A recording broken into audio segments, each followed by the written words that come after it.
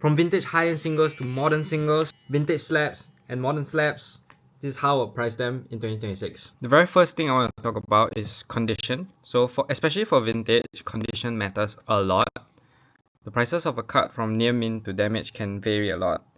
For this particular Delta species card, the edging would have a lot of hollow scratches and silvering. For this particular card, it's pretty good. I would say it's near mint, especially on the back too. You can see here, not much whitening. Maybe just this one corner here. Yeah, but other than that, I would say it's pretty minty. I'll put this as like near mint to near mint plus. Especially for vintage, this is how I price them. I go to eBay, I type in Umbreon Delta species. This is a hollow, not the reverse hollow. The reverse hollow have the stem. Put in the number, search. I'll filter for sold copies. First I want to look at how much people are willing to pay. Of course, this is just a gauge. You can see here that PSA 1 just sold for close to 200 Sing. Okay, that's a good sign. This is like near mint to mint. So PSA 6, okay, this is a stem. You don't want a stem. So look at the hollows. HP sold for 152. CCC 9 sold for 482. BGS 8.5 sold for 608. Okay, PSA 8 sold for 430. Let's look at the 8 copy. This is pretty clean 8. I think mine is slightly cleaner than that. So I would think it would be in the 400 to 500 range. I will check even more. You can see this copy. This copy, yeah, pretty similar. 300 plus 400. I would say this particular Houndoom is near mint too. You can see here some light scratches, not that many whites. One white here on top. See here? Yeah, there's one white. Some light scratching, but I would still say it's in really good condition. This is a very nice sole. Look at it. Yeah, even the hollow scratches is not that bad. There are some print lines here you can see. But yeah, I would say this is near mint, or I mean some people will argue it's near mint minus, but I would say this is near mint. To illustrate this a little bit more, I will show you this Machamp. Let me know what you think of the condition of this. It has a mark here. And it has a lot of whitening around the edges, as you can see. Some hollow scratches too. I would consider this as HP or damaged because of the mark. Some people, if they're buying the copy just based on the whitening, will probably be MPHP.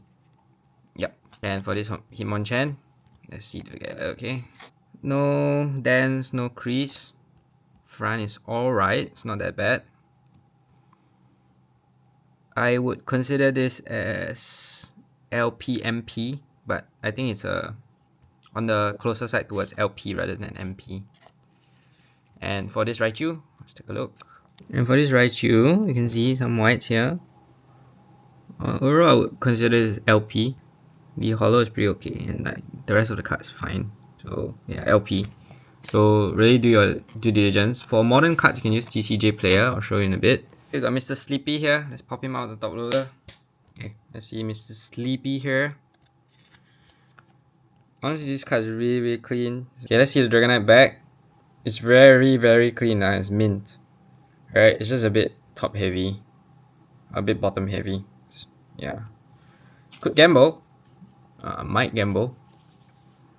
But yeah, so for TCG, what you want to do is go down here to view more data, and then you can sort by condition, so filter sales. So for this one, it would have been near mint or mint. So let's see, view sales. Last sold was 400 USD, Chinese. Yeah, the problem with TCG is that it pulls in Chinese and like other languages. But anyways, let's say if it's more lightly played, the prices change quite a fair bit. So yeah, make sure to check. Make sure to match up the condition to the prices that you're checking, and make sure that you're not overpaying. Truthfully, for modern, especially Japanese, there are many ways to do this. Some people use Yuyute. Okay, at the bottom left it says SV11B, right? SV11B. So you go Yuyute, SV11B. Go here, and then look at the PWR price. A raw card 79.8. Okay, that's what is available now. A raw card now is available for purchase at this price. So yeah, some people use UUT. I think UUT is a bit expensive, so I checked eBay last sold as well. Exactly, you can see the difference here. I'm looking at the Zekrom now. A PSA 9 just sold yesterday for 423. So you see the difference. I mean, I will just assume this is a 9 because it's a bit off center and it's clean at the back. So just assume it's a 9. Yeah, 423. So you can see the difference between that and UUT, which is a bit ridiculous sometimes. But yeah, so just to know. For stuff like these, there are very few available listings locally and internationally. Let me just show you this Gardevoir. This Gardevoir is like an MLP. Okay, I sold this card. For $300. Listings, I took a gamble on it. I don't really know as well. Yeah, okay, so you can see a listing for this, right? You can buy it now for like a LP copy. I mean, the front is a bit cooked, so maybe like MP copy for like 266. I think the guy got a good deal, but whatever, it's okay. Yeah, look, there's only like these amount of copies in the entire eBay. So stuff like these, harder the price. More than just, yeah, either price shutting, TCG, eBay, all works. Last but not least, let me show you how to scan using Alt. So ALT, just go here on the app, hit the scan, take a photo of the cert number, just like that. Boom, you can see Reshiram. Yeah, BWR, this is the Reshiram, right? Yeah, Reshiram. So Lasso 780, you can see the spike. This works with all vintages. My only problem is that when it's last sold, it's very long ago. Let me show you. Here comes the problem when it's low pop stuff and it's like very niche stuff. Look at this Mew, PSA 8, right? Look at the last sold. The last sold is in November. And even like outright, it's valuing it way above last sold because it's November and Pokemon market has moved so much. And when you look at the 9, right, for this card, the 9 moved so much over the last few months. And when you go and check 130 point, which is like confirmed sales of how much people actually accepted for the card, this card went up $1,000 in 1 month, which is insane. But yeah, that like for these kind of low population slabs, it's really hard to come. It's more like willing buyer, willing seller. So yeah, if you have your hands on these, some vendors are willing to make a speculative play.